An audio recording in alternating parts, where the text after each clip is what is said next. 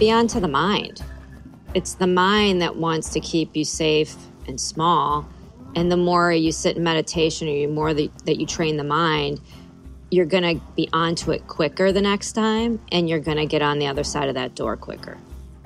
When we can quickly shift it to gratitude or something we can do, we immediately build momentum or continue momentum. So there's another way, and I feel as coaches, and this is what I've been working on, is that we got to have fun with this, right? We got to have fun with this experience. And, you know, I'll call it off season, what we're in right now, or the building season. Like, it's okay to go for hikes. It's okay to go skiing. It's okay to go for long walks. It's okay to swim and just float. Like, there's things that can keep momentum going. So the alternative, in my experience, is that nothing happens, right? It's zero. It's red on Training Peaks. Well, the alternative to that is you can message your coach and you can say, well, I'm unable to get this workout in. What can I do? And I really feel strongly about that opportunity as coaches with YogiTriathlete, that we allow for that. Like, we provide that environment where we can help you. We can give you something every day. And if it's not possible what's on Training Peaks, we can give you something else. Focus on what they can do, because as triathletes, there's always going to be some niggles here and there, and they want to be at the level they were before, but they might have to back off on certain aspects. And that's one of the great things about triathlete, is that we got so many options: swim, bike, run, yoga, strength training. So there's so many things we can do. So if we could get them to focus on what they can and not worry about what niggle they have or what opportunity they have in the body, then when the time is right, they're going to come back stronger than before. We don't just have triathletes. We have triathletes and we have runners. And from day one, we always want to be inclusive. So it's all levels, right? Yeah. Which is such a gift that we have all four of us, because we would always have an A team and a B team, right? Like, anybody wanted to run off the front with Clark, they could run off the front. And but it's not just swim, bike, run, or run. It's we had a cacao ceremony. We had a journaling workshop, which is so important, I think, for athletes, the journaling. We had a bike mechanics workshop. We had a vegan-powered athlete workshop. We had meditation. We had yoga, and to fit that in and to create a schedule like that, it's a lot of, doing it and walking away and letting it sit. And I think it was pretty good. I think I get better and better at it.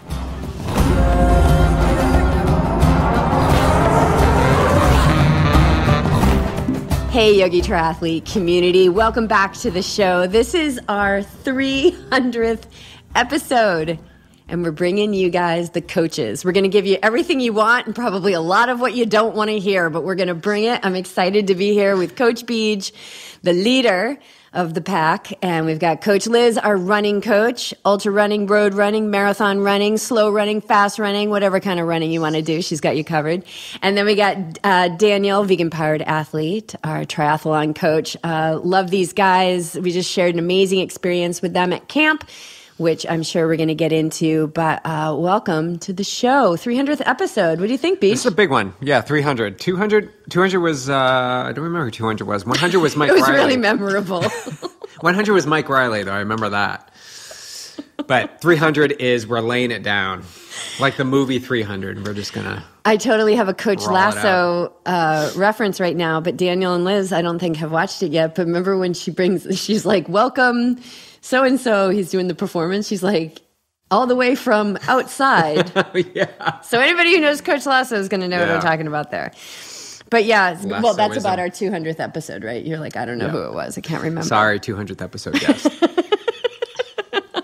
We're a little punchy. BJ threw down a massive set for us today in the pool, which is kind of like, what the heck just happened? We just recorded a podcast with lots of amazing technical difficulties that happened. And we're feeling some major momentum from the East Coast because Coach Liz is throwing down some serious mileage this week in prep for the celebration of her birthday. Welcome to the show, Liz. Let us know how your training's going. How's it going this week? So I'm at mile 40 miles in of 55, because on Saturday I'm going to be 55. And in my normal fashion for my birthday, I'm bringing a blizzard along. So you're welcome, everybody on the East Coast. So this is really great, though, because this blizzard's coming on Saturday. This is your birthday. You want to finish up the mileage. So how are you navigating the news? Are you saying, oh, I don't need to reach my goal. Oh, I'll just skip it. Like, how are you doing this? That's funny. I'm not going to reach my goal. Well, I'm grateful that I have a treadmill, first of all. So I can always go get miles in on that, which I have been doing. I've been doing both. I've been going outside in the cold plus getting miles in on the treadmill. And I'm just going to get it done. There's no other way to get around it. My birthday is always in the winter. I've always had to navigate the weather.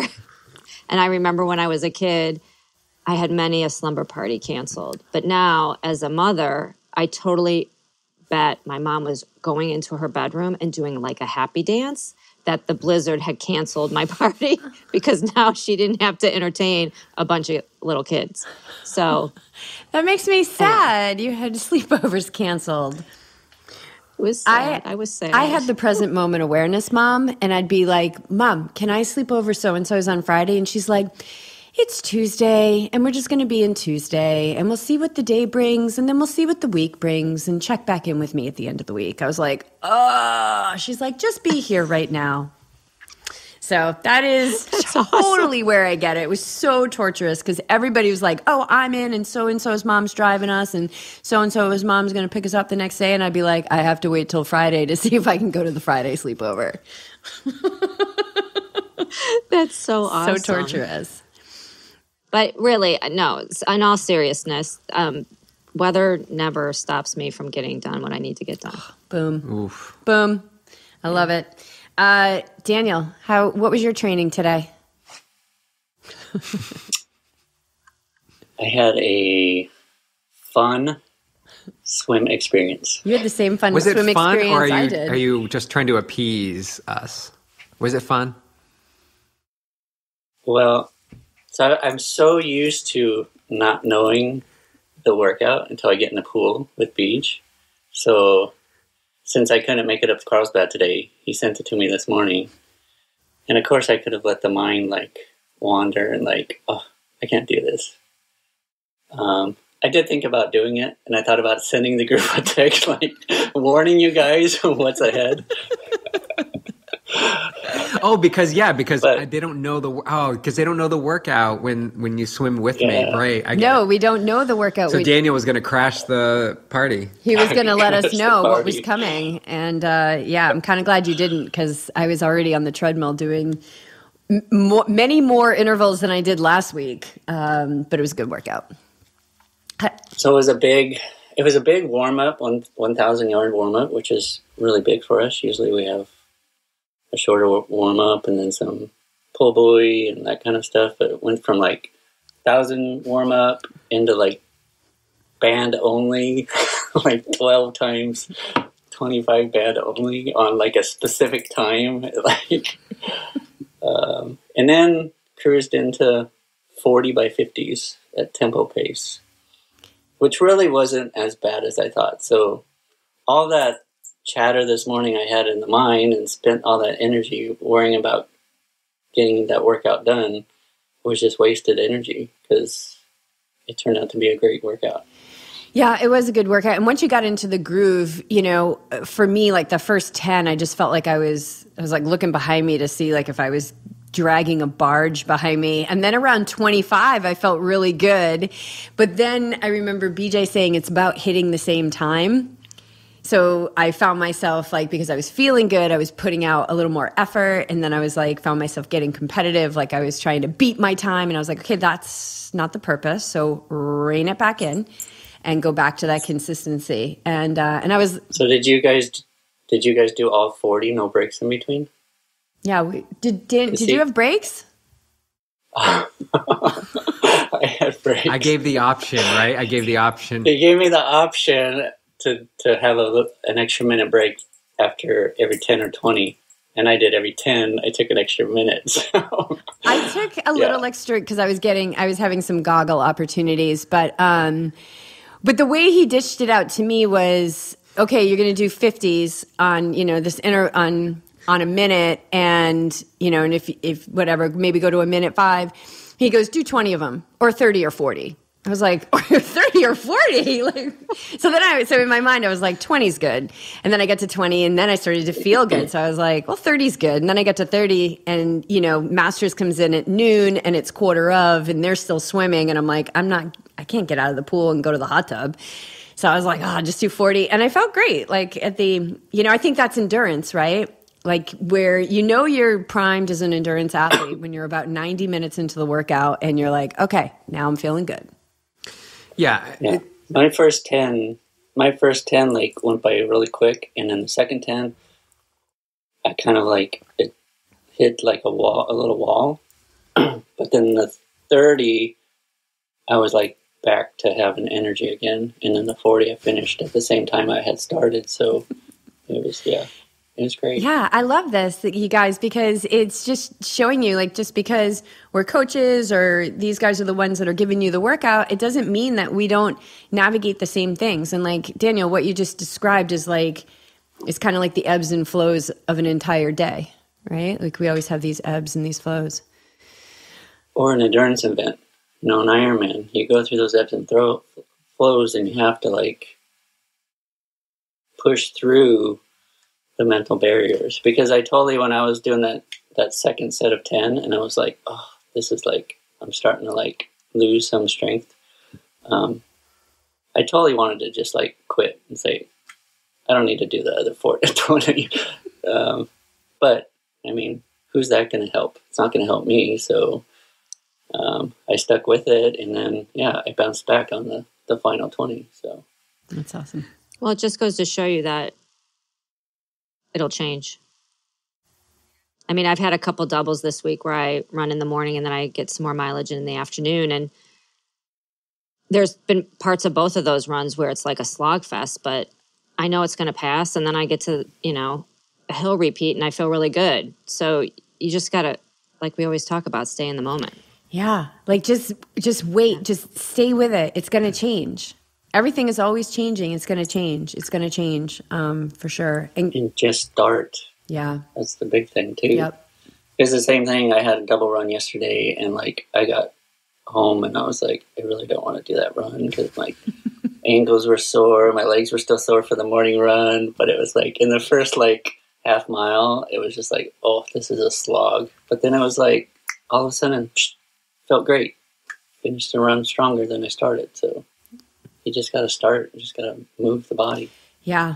I think that's another good point. BJ and I were talking the other day. We were like, okay, any of the athletes on Team YogiTriathlete, or any athletes anywhere out there in the world that are like, oh, I have this 1 centimeter spot on the outside of my right thigh. I don't think I should run today. Like, they just need to spend 24 hours in this house and watch me come down the stairs at 5 a.m, where I'm like hanging on to the railing. This might be a dramatic, what do they say? Dramatization of actual events, but not too far off. Like hanging onto literally, I always think like, I hope Jesus really has that railing. I'm looking at it right now, has that railing in there good. Because, plus I'm carrying Clark's bed and a blanket and my glasses and all this stuff, but like I'm hanging onto that railing, and that's definitely supporting some of my body weight because I've got stiffness. I've been lying still, not moving for 8 hours. You're going to have stiffness. So stay with it. It'll change. Yeah, there is a time to back off, but it's not as often as you think. Yeah. Yeah. I definitely sound clumpy coming down the stairs for first thing. Like, I'm like, oh my God, I'm going to wake my family up. Like, I'm like, oh my God, my knee. What's going on with my knee? But then you get downstairs, you start your day, you're moving around, you do a little yoga stretch, you meditate, and all's good. Yeah, I know. Beach, yesterday you were like, these stairs are getting even more squeaky. I'm like, no, you just sound like an elephant. Maybe that was me. It walking was up the you. stairs. You're like doubling your body I did a weight. double bike yesterday, and I was just torched. But I think what we're talking about here, I love this conversation, because really what it is, it doesn't matter what the workout is, swimming, biking, running, whatever. You're all getting experiences and practicing the drive and will to pursue whatever it is that you guys are trying to achieve. And yeah, the mind constantly wants to get involved and says, I don't have to run 5 miles today. I can run, 10 tomorrow. Or I don't have to go out for that second run. I can, add mileage later on. But that's the point of all these workouts and sessions, is to test the mind, to see and take a temperature gauge of where you're at in this commitment to yourself and what you want to achieve. Because I love this forum here. We're all coaches, so we all want the best for ourselves, but we all want the best for our athletes. And so we see their potential, and we set them up to be in those experiences where they do get challenged. And we need to provide that environment for them. I really am confident in that statement, like to create this stew for them to feel all the feels. And a lot of times it's not going to feel good, and you're maybe you'll fail and you won't complete it, but next time you'll come back. And for Daniel, maybe next time he doesn't take the rests in between, or maybe he sets it on a quicker interval. But you won't know until you actually put yourself into that realm. So I know I've talked to Liz about this a lot, like just lace up your shoes and put yourself on the other side of the front door. And I'm not saying Liz doesn't do that, but as we have discussions about coaching, like have your athletes lace up your shoes and get on the other side of the door and just start to walk and see where that takes you. And most often it leads to something more. It leads to a great workout. I wish I could recall the texts I get or notes in Training Peaks that say, oh, it was actually pretty good. So we got to fight through this.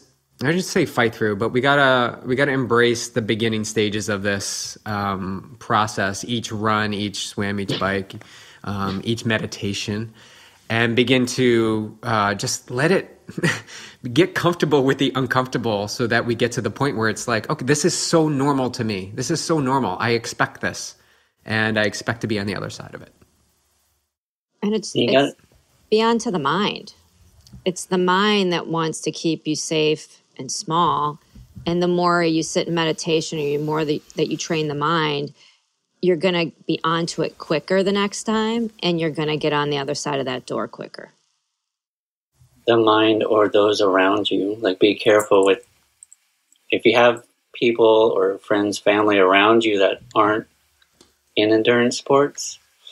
I'll throw out my wife, for example, who constantly, when I'm walking down the stairs, gingerly, because I'm sore, she shakes her head and is like, no, you need a day off. What are you doing? I'm like, I don't need a day off. I need to move the body is what I need to do. Yeah. But be on to that, because, those influences can wreak havoc with your training as well. Yeah. So be really steadfast, be really clear on your goals and your desires, and keep moving towards those every day with your actions. So I think this is a good segue because to talk about camp. When you were talking about the stew and to have all the experiences and the feelings, because I think we definitely created a stew at camp.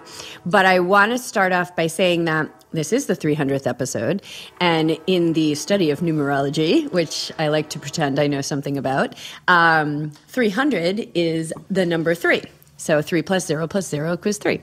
And 3 is the symbol of confidence and self-reliance, reminding ourselves to hold ourselves in high esteem at all times.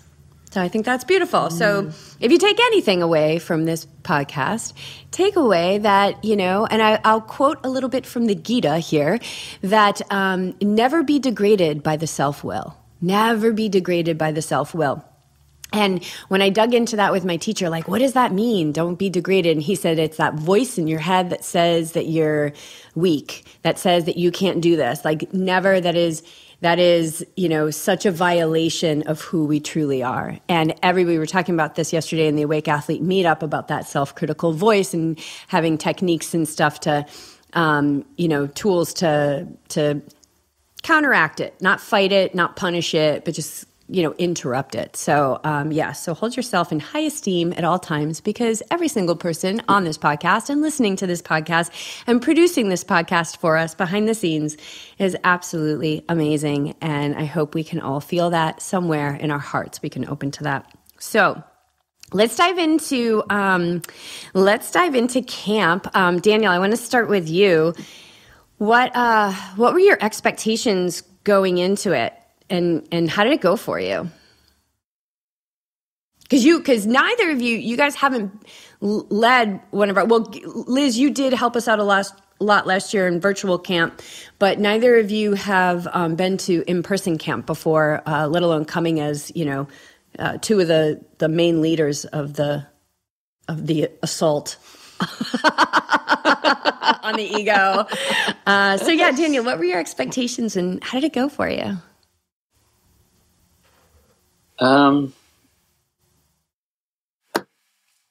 That's a hard question to answer. I don't know that I had. I don't know what my expectations were, other than I felt very unprepared going into it. Like, I felt like I needed to have more experience, or coached in person before, or it's all the mind chatter that was like killing me leading up to it. I just, I guess, I don't know what that translate into expectation, but I just didn't think, or I didn't feel like I was going to be received very well. So, going into it, I was a little nervous, I guess. Oh my gosh, I had no idea. That's amazing. Me neither. None of that crossed our minds at all. We were just like, oh my God, this is going to be amazing. Daniel's going to be here sharing his gifts all over the place. So how did it go for you? You're so strong. How did it go for you, Daniel? Camp was amazing. I mean, definitely, I highly recommend anybody to go to camp. I mean, we've had opportunities to see what something like this would be like, living locally with you guys and getting, small groups of the team together, and how much fun and what great experiences we've had doing that. And that's just like a small snapshot of what camp was. Camp was like that on steroids. Like, it was just like so much fun. It was fun, but at the same time, it was like rewarding and challenging, and like it really like pushed your buttons at times, and like made you get out of your comfort zone and face your fears and do things that you never thought possible. Not just me, but watching the athletes go through the similar situations, doing things that they never thought they could do. I mean, it was just so much joy to watch them get through that. Yeah, it's such a great bonding experience to meet all those people, and just they're all so amazing. It just was, I can't say enough about how great it was. That's awesome. Liz, how about you? What were your expectations going into it, and how did it go for you? I don't think I had any expectations. Mine was more around just keep continuing to bring myself back to the present moment and not getting there before I got there. And I was traveling from the East Coast, so I often can get a little anxious about that, like packing and airport and getting there. And but this time I just really focused on being present, probably meditated a little bit more. I had and I came in a little early. I allowed myself to have a full day there, which was awesome. Like I got up my first morning there. I stayed in my pajamas till 11. I had coffee outside. Like it was just amazing. So I would say the things I thought about beforehand were around, because I coach the kids here, so I'm used to being up in front and coaching and doing all of that. And so it wasn't around that. It was more about that I would be leading meditations. And would the people in the group be open to hearing someone else's voice besides Jess as leading those meditations? And then I would say to myself that you just need to be you, and it will resonate with who it resonates with, and who it doesn't, that's okay. And that's how it is in anything in life anyway. So I would say mine was more around that, but the more I got closer to camp, that just started falling away. And I knew that I would just be myself once I was there. And I love to coach in person, actually. So that's like a huge part of who I am. So I had an amazing time. I would say for me, yeah, I'm like totally with Daniel. It was an amazing experience. Because not only was I coaching, but also participating. So it was like almost like a double endurance event. And being on all the time is something it's not something we do all the time, but in a situation where you're at camp for 5 days, it was a place for me to practice being on in moments when I wanted to run and close my door and have time to myself. And I don't mean that in a bad way or anything like that. It was just like where you're just faced with that situation of like needing to regroup a little bit, but knowing also you could get up for a couple minutes and walk away and then come back. So, and the people that came were amazing. Being in service of all of them in different ways was amazing. Having one-on-one time with each of them. And I would say the other thing before coming was like, I was like, I'm not going in the pool.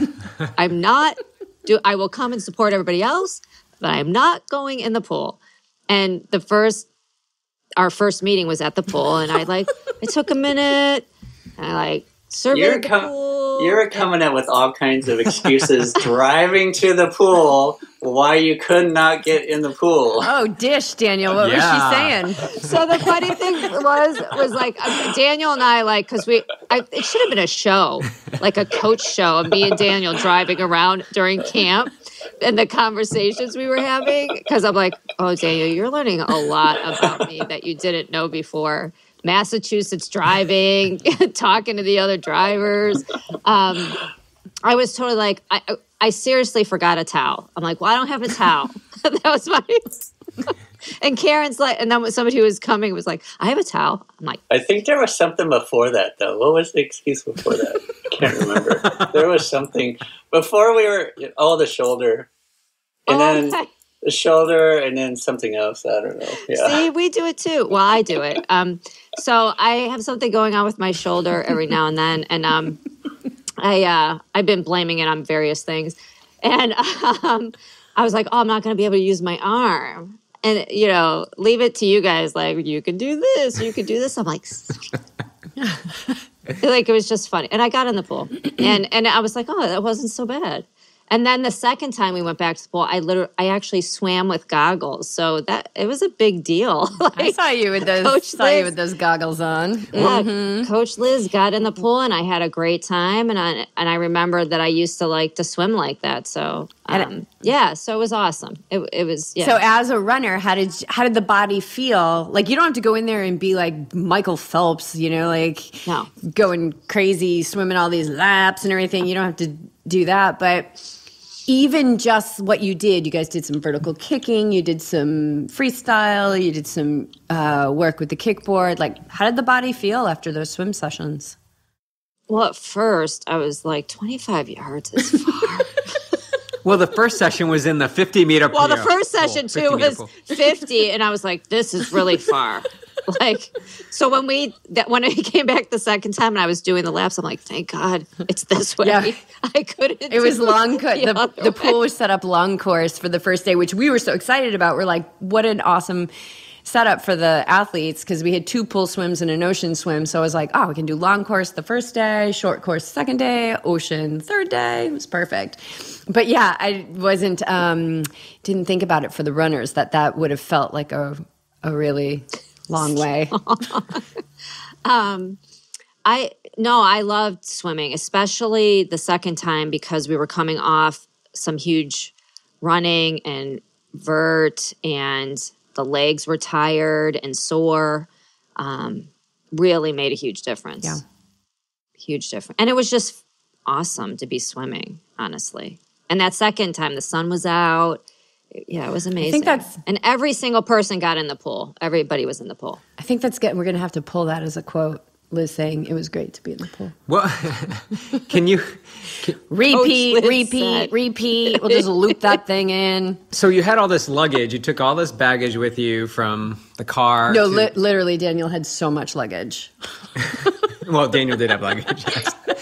But Liz, I'm local. It was just like suitcase after suitcase after suitcase. I know, I had to pull out his yoga mat. I was like, I couldn't even. No, he showed up at my place to store it before his was ready, and I'm like, what is all of this? Where are you living here now? Like, what's happening? And then in one suitcase had like yoga blocks and the meditation pillow, and I'm like, oh, I get it. And it's true. When you're local, you can easily travel with that. I'm like, I was limited, one bag. What was the turning point, Liz? Like, can you pinpoint, like, what was the final, like, you finally jumped in the pool? Like, can you recall, like, what was the actual, was it like, I'm not going to listen to these thoughts anymore, or everybody's doing it? Like, can you recall, like, what actually made you just, like, jump into the pool? The first time? Yeah, that long course day. You're like, shut up, BJ. I'm just going to jump in. I know what it is because she shared it with me. Oh.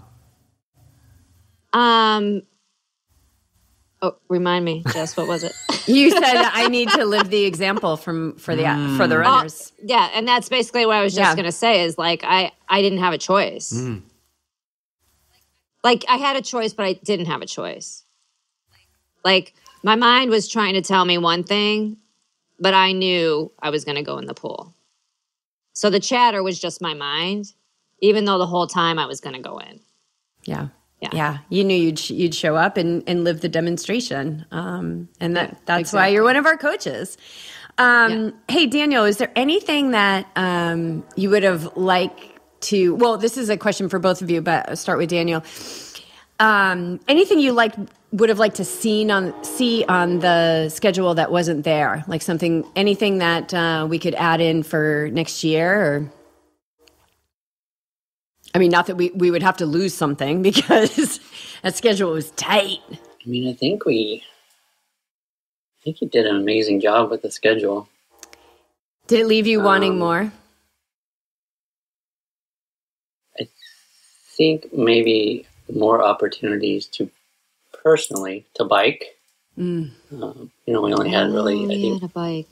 2 bike days, or maybe We had 3 bike. Oh no, the first day. We had 3 bikes, but you led the run on the first day. Oh, yeah. So see, my experience is completely different than if I was there as an athlete because I probably would have biked more. But what else? I can't think of anything off the top of my head because, I mean, it was a pretty packed schedule. Did it leave you wanting more? Mm-hmm. Will you come back and coach with us again? Oh, absolutely. Good. Yeah. Good. Liz, it was so much fun. What about you? Is there anything you would have liked to see or anything we can to make it better? Or did it leave you wanting more? Well, when I come back next time, am I driving Daniel around? driving Miss Danielle. Liz wants more chauffeur details. Were you driving Daniel around, but or were you bossing Daniel around?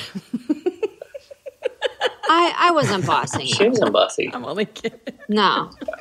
We were often like, each of us would come into the car with something that we were helping the other one You with. guys are awesome. Like- I loved watching the two of you together. Even towards the end, I'm like, after dinner on Sunday night, I'm like, time to go. Let's go. Get in the car. But there was a couple times where like the one time when you helped me parallel park, I'm like, I can't do this. I can't parallel park. I'm terrible at parallel parking. All right. So yeah, you and Daniel might be paired up again. Oh, Did it leave you wanting more? Yeah, I loved it. Like it was, yeah, I'm with Daniel. It was like a great schedule.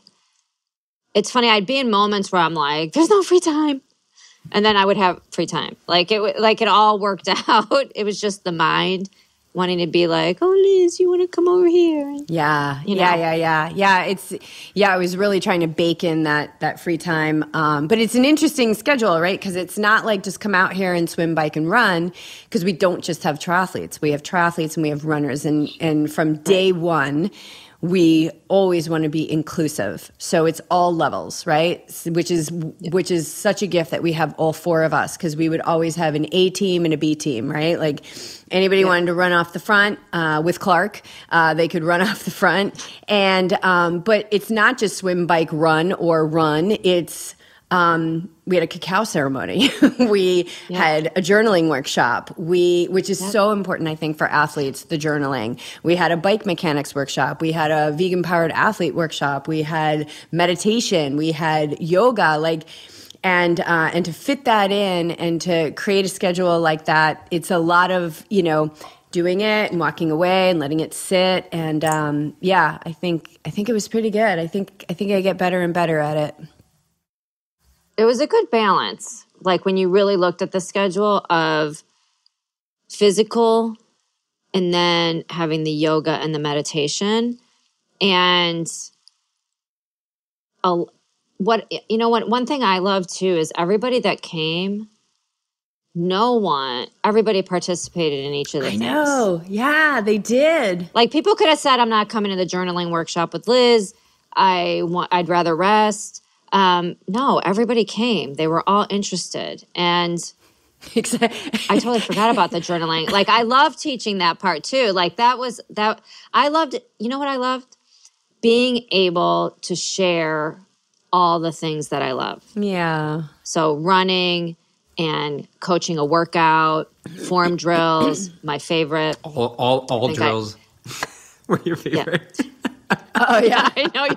That's right. You're like, you said that was your favorite. No, this is definitely my favorite. And we were so cooked. So Liz ran or coached us in a track workout the day after it was Sunday. Saturday morning was our big endurance day where we basically took a group of bikers up the toughest bike route in San Diego, and we took a group of runners on the toughest trail route in San Diego. And then Liz made us do all these form drills, which were so necessary to be able to remind our muscles. We were so sore. And she was like, no, this is my favorite drill. No, this is my favorite drill. It was so fun. But that day, that long endurance day was pretty epic. We woke up to a tsunami warning. I remember walking to your Airbnb, Liz, and it was like end of days. Like it was like coming from helicopters overhead. Like I could hear the announcement. And my first thought was like, well, we're fine because we're going to the mountains. And then I was like, but Clark's not. And I was just like, okay, here's your surrender. Here's your letting go. So there's always all these great behind the scenes things going on. But yeah, like to see you shining that day in track, like it's just, you can tell that you love that so much. And then I also got to lead meditations, which is another passion. So it was, to me, just, I don't know, included all the things that I've been doing these last few years that I could bring all together at the YT camp. It was awesome. So cool. Well, thank you both so much for being there. And, if you asked me the day before camp, I would have been like, we're taking 2023 off. But that is not true. That is not Looks like you're never going to do another ultra. Yes, right? yes. You do the ultra, like, oh God. And then like 3 days later, I'm like, oh my God, that race looks really good. And so, so of course we're doing it in 2023. We're thinking about moving it back to February. We're thinking about doing it. I don't know. January has been like, the weather, except for that weekend, has been maybe doing it like so a amazing. couple weekends after in January. We're gonna look at that. But 2023 is on, people. So, everyone who messaged us and said, oh, I definitely would have come if I knew, like, okay, well, then definitely come and let your yes be yes. One thing I would have added to camp that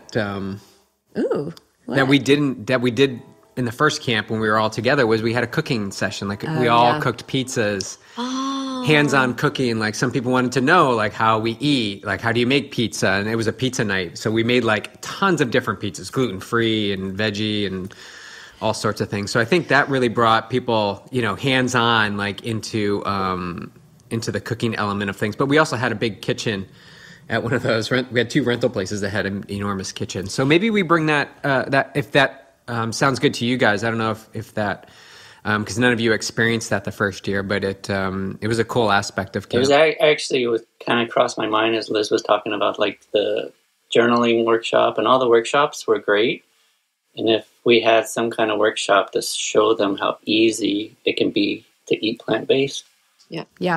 It's and so we could have easy, done it at my place. Yeah. Because we had that whole huge table on the outside, so we could definitely easily do that.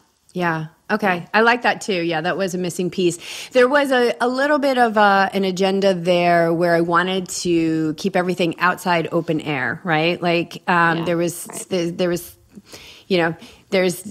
still some things tagging along in our life, right? That where we had this opportunity in San Diego to be outside, and even the restaurants we went to were open air, and I think that lended a nice level of comfort for everyone. And so I did entertain doing something like that, and I thought, all right, this year, you know what? Let's go out to eat. We went to Pure Taco, which was amazing. Then we went to The Plot and absolutely destroyed the menu. What about Lofty? I think we're at Lofty twice a day.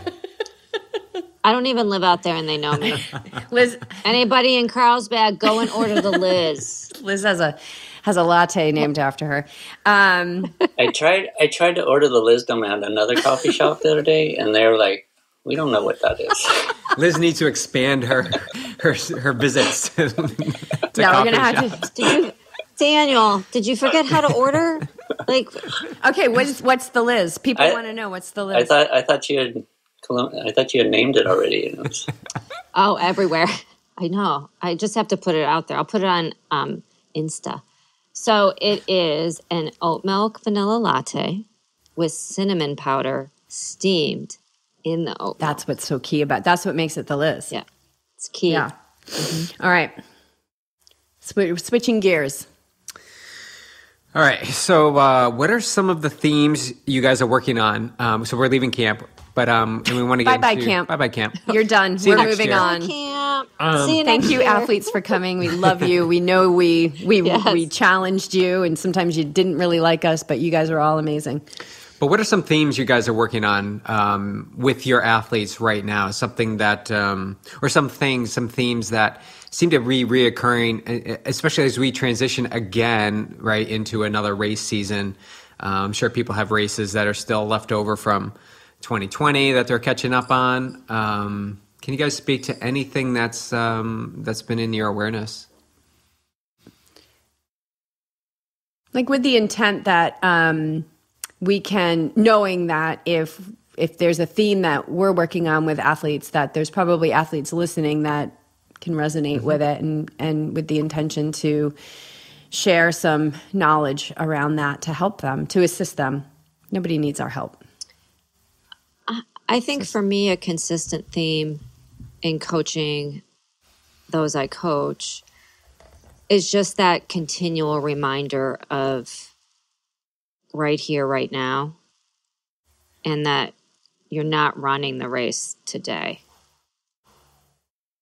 There's, and helping them work through doubt that comes up, and not telling them that they shouldn't feel the doubt. I think sometimes when we think like, be in the present moment, right here, right now, and we're saying like, don't feel the feeling. No, that's not what I'm saying at all. I'm saying bring yourself back to the present moment.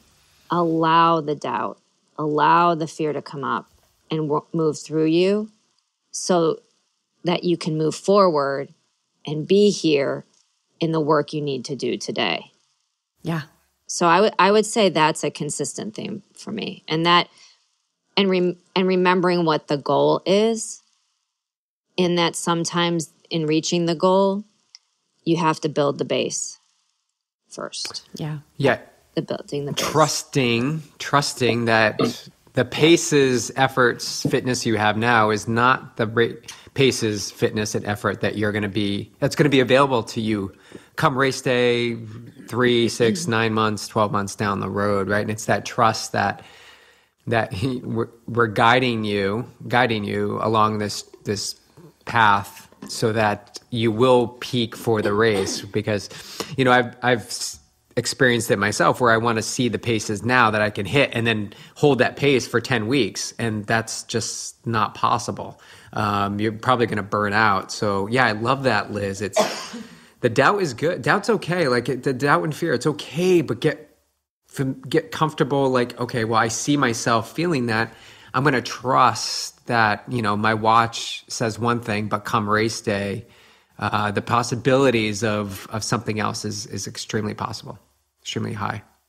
Yeah, I love that. I love the way you described that, Liz. Yeah. Present moment means that you're not going to feel anger. Present moment it means that you're present and fully available to feel that anger, and you're fully available in the present moment to be in that, be in a state where you have a gap between where your focus is and where all those thoughts are.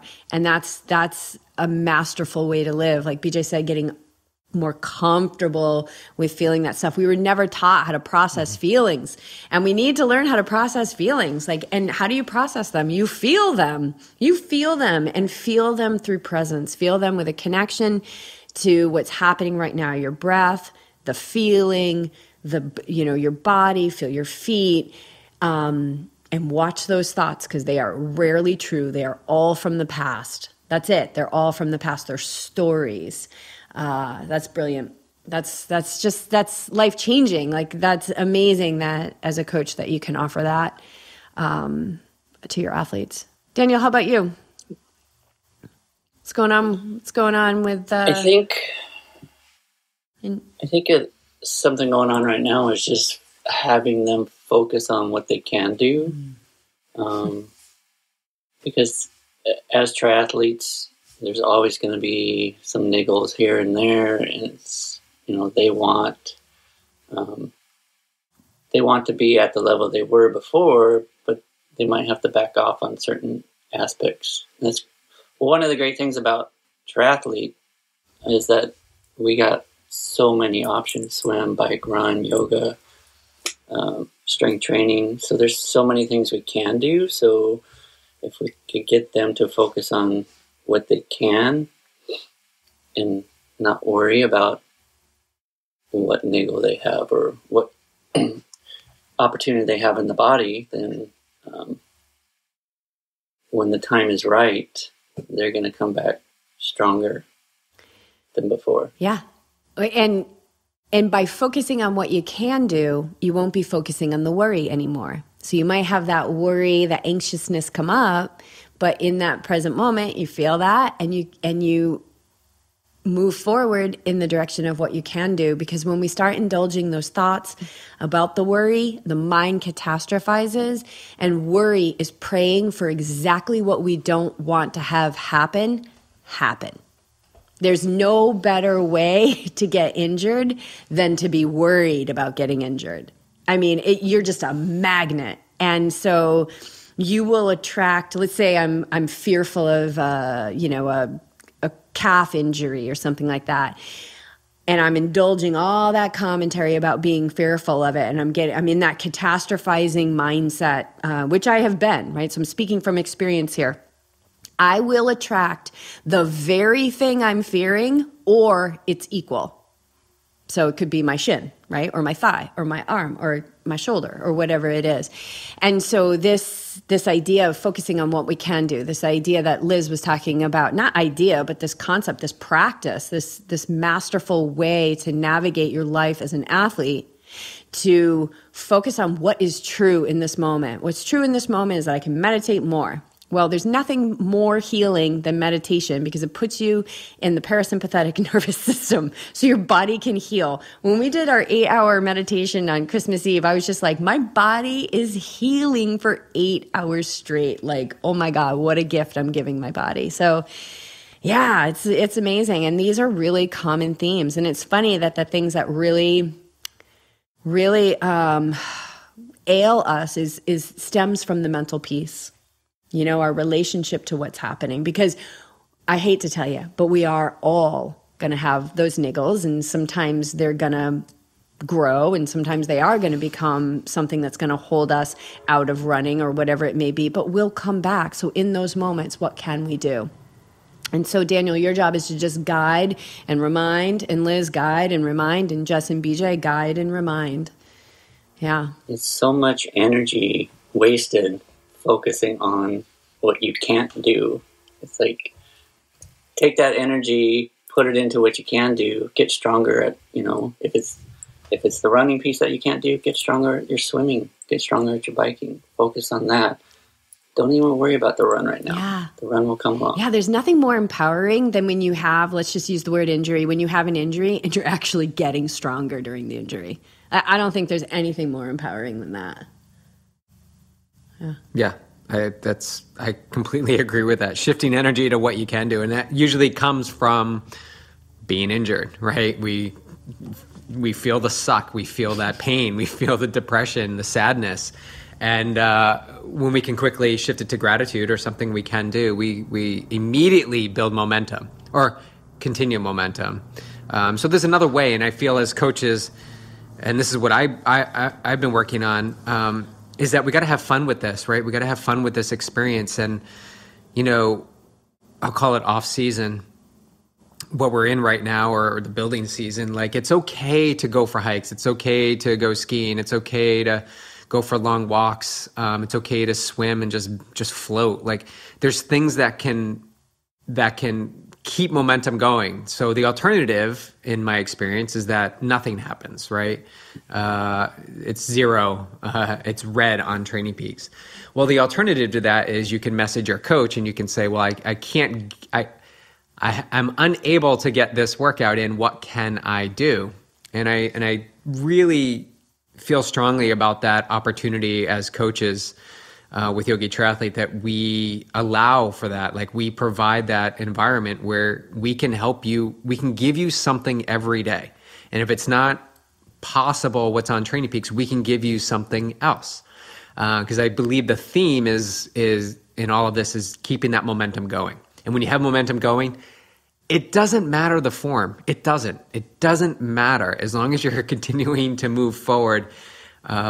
With doing a little bit of something, it's going to pay dividends in the end. It trains that muscle of the mind. And I say this so many times, Michael Phelps, many small wins every day was a big piece of his success. Many little wins every day. If that means you're really focused on brushing your teeth 3 times today, like, amazing, great. You're going to have cleaner teeth and you're moving yourself forward to health, in my opinion. So it can be as small as that. So I really trust that this momentum kick can pull us through many moments of injury that we're talking about, and shifting to what things we can do to keep that momentum going. Because starting it up again, it's like a stalled car, and you got to push that car up the hill. It takes a lot of energy to keep starting and pushing, and then you stop, and then you got to push the car again, and it's constantly using unnecessary energy, which could be shifted in other ways. Yeah. Awesome. Well, I think it's a shift. It's a shift in your mindset, instead of like dwelling on whatever the sensation or injury is and shifting it to solution energy is where the magic happens. I had a situation on Tuesday morning where I was only in day 2 of birthday mile week, and I'm running down the street and I'm like, what the hell is that in my foot? Like, what is going on the top of my foot? I'm like, all right, you know what? I'm just going to run for 4 minutes. I'm going to walk for 1 minute. And I'm like, you know what? It actually hurts worse when I walk. So I'm going to keep jogging. And then, so I came home and I had another run later that day. And I'm like, you know what? I'm going to try a different pair of shoes. Something is telling me to try a different pair of shoes. So I put on my other Hokas, got on the treadmill, and actually felt fine. Now, I could have been like, oh my God, my foot, I bet you it's got like some kind of, it's broken. I think it's beginning to break. I can't get my miles in. My birthday mile week is over. It's over. But I just stayed in the moment, and it was like, I just kept moving forward. I'm like, well, no matter what, I got to get back to where my car is so that I could get home. And I just kept going. And it's that shift to solution energy, or not like being in the sensation, that the change can happen. Yeah. Brilliant. Brill. Who says Brill? Oh, the guy on Parenthood. Brill. Okay. It's weird that Parenthood's like one of our favorite shows. Okay. So, all right. One final question. Daniel, what was your first car? Tell us a little story about it. My first car was a Honda CRX 2-seater. Oh, nice. Was it fast? Which, yeah, it was fast. Yeah. So That was fast. yeah, I was 16, bought it myself. How much was it? I don't remember. Okay. I had been working, I got my first job when I was 13, and basically was just saving for a car to be able to drive myself around. Yeah? Any good stories from that? Maybe not the wisest car to have where I grew up, because I got constantly pulled over and harassed by the police. Because you look like a punk? Yeah. Yeah. Sans beard. What? Yeah, way Did you have that beard? No. What color was it? Black. Tinted windows? Tinted windows. Spoiler? Well, there. Chrome anywhere I could put. Spoiler on it. Yeah, now we're talking. Okay. Automatic or manual? It was automatic. No, manual. Big speakers in the back.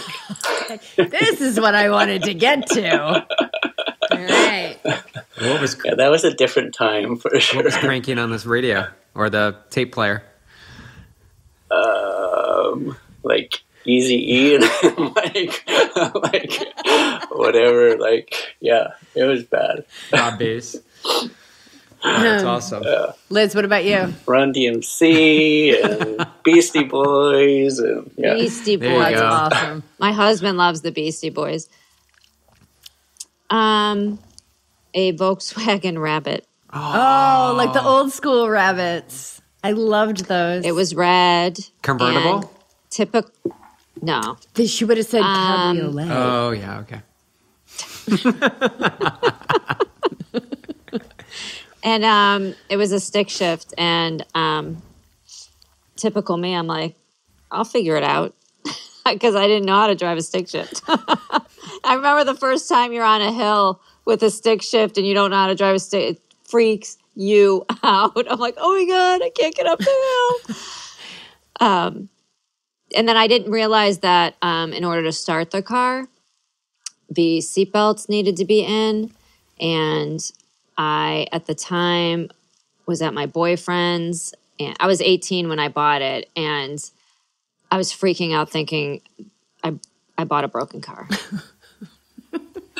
And then all of a sudden I like plugged in. I'm like, oh, that was before I meditated all the time, and I wasn't very peaceful and calm. And I was like freaking out. I can relate to that maybe, like a couple decades of my life.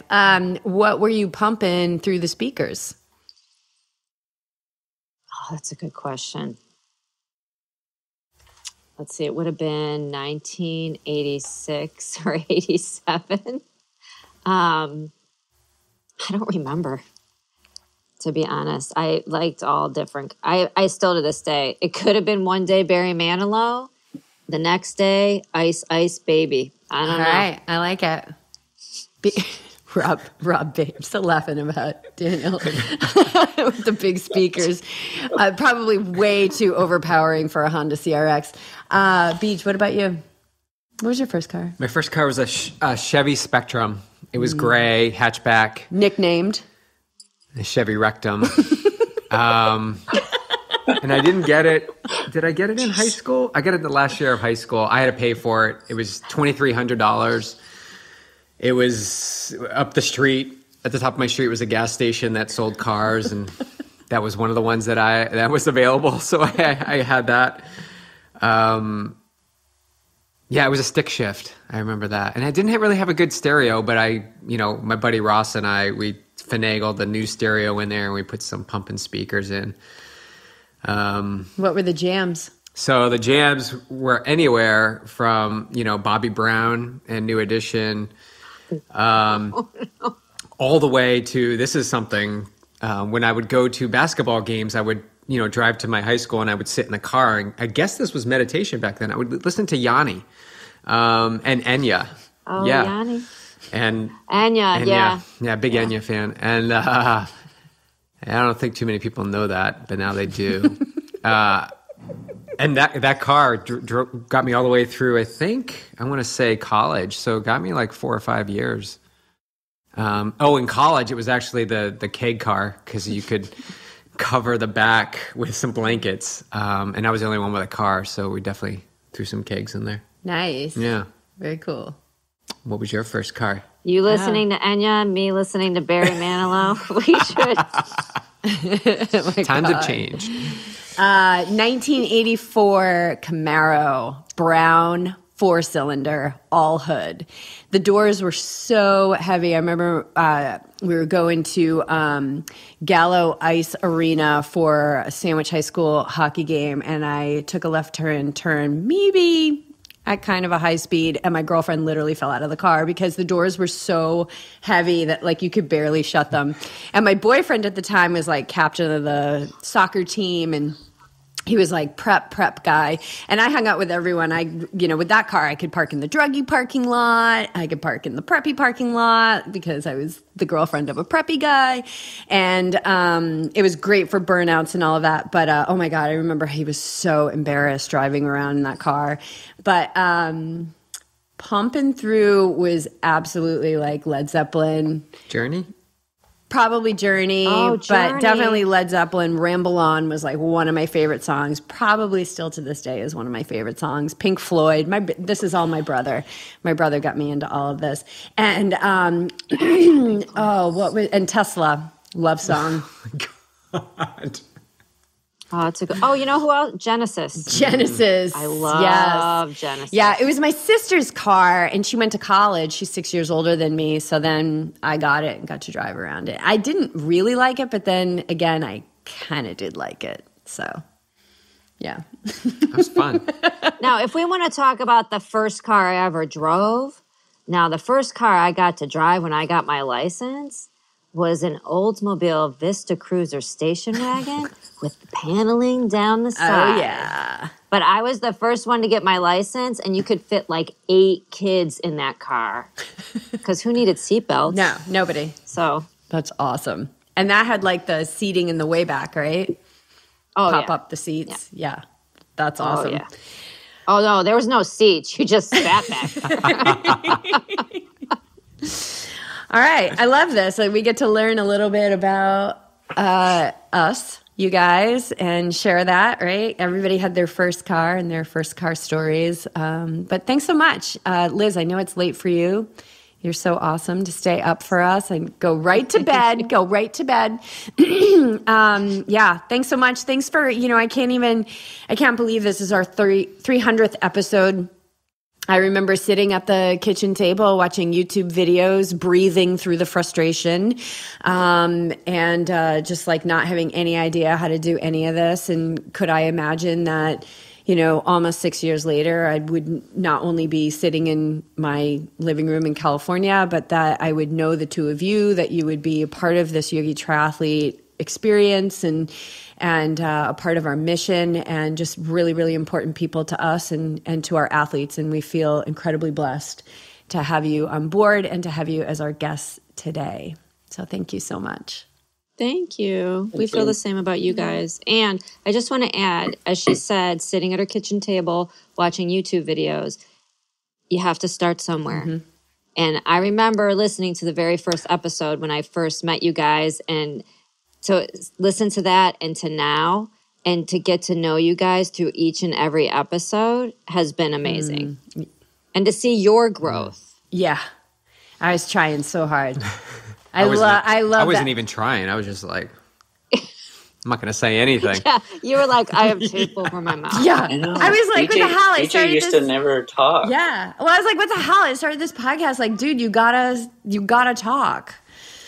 So I remember listening and sitting in my car and being like, BJ, speak up. Why are you not talking? Well, and I had to learn to, shut my mouth too. So I had to stop talking in order for him to talk. But we've figured out. Got a nice little I feel flow. like we've got a better flow now. I hope 300 episodes. But, a little bit every day over a long period of time. We get better and better every day in every way. All right. Daniel, why don't we start a podcast? Why don't you guys do that? I love it. You could take one of the episodes every month if you'd like. Driving around with Coach Daniel and Coach Liz. It might only work if we're driving around doing the podcast. I think you're right. We have to be driving around and record and then put it all together. Okay. Well, I like this. So we might put you to the task when you come out here. Liz is going to be... Maybe we'll start a trend. Yeah. Maybe that'll be the new thing to do. I got 3 weeks. We got 3 weeks, Daniel, when I come out. All right. I love it. I know you guys are all right, thanks, guys. Dying to get back into the car with each other. All right. Thanks, guys. Peace out. All right. Bye, guys.